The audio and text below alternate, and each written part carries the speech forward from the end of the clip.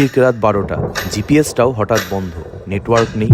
আর সামনে দেখি সাদা শাড়ি পরে একটা মেয়ে দাঁড়িয়ে, যার মুখটুকুও দেখা যাচ্ছে না। আরে না না, এমন কিছুই হয়নি। তো welcome episode 3 of Purulia road trip. তুই কত মিটার আছে আর বল রাস্তা? 1800 মিটার 1700। আমরা এসে গেছি। ঘুরবে আরে কানটা ব্যথা হয়ে গেল ডান দিকে মেবি। হ্যাঁ এই তো রিসর্টের গেট। এবার ফোন কর। We finally reached. এখন বাজে 12:25। তোর তো নাম্বার বুক আছে। তো কি হয়েছে? তুই বলা তো ধরি না করেছিস না রান্না হচ্ছে কথা বলবো না প্রপার্টিটা তো ভালো বে, ভেতরে ভালোই লাগছে দেখে। ভাই ভূতের সিনেমা তো বাংলাগুলি ভালোই হয়।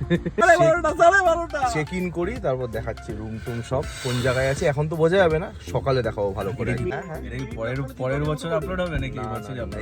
এই কয়েকদিনের মধ্যে আপলোড করে দেবো। তাহলে তোর ব্লগের চক্করে আমার সামনাটা খেয়ে দিতে যখন জায়গা আছে। কন্টেন্ট দিকটা রাখবো দাদা। এখানটায় এটা ওদের অফিস, আর এখানে কোথাও একটা রুম হবে। ও রাখলাম, দিয়ে গাড়ি রেখেছি, সকালে দেখাবো প্রপার্টিটা ঠিক করে। এই যে এই রুমটা,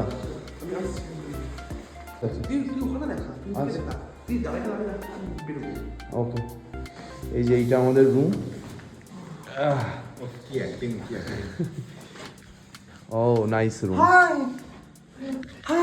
দুটো ডবল বেড আছে, একটা আলমিরা, একটা টেবিল, আচ্ছা ব্যালকনি আছে।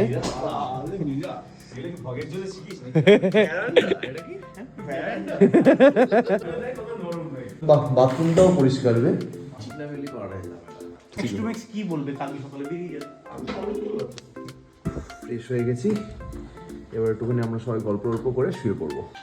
আজকের জন্য গুড নাইট, কাল দেখা হবে, বাই।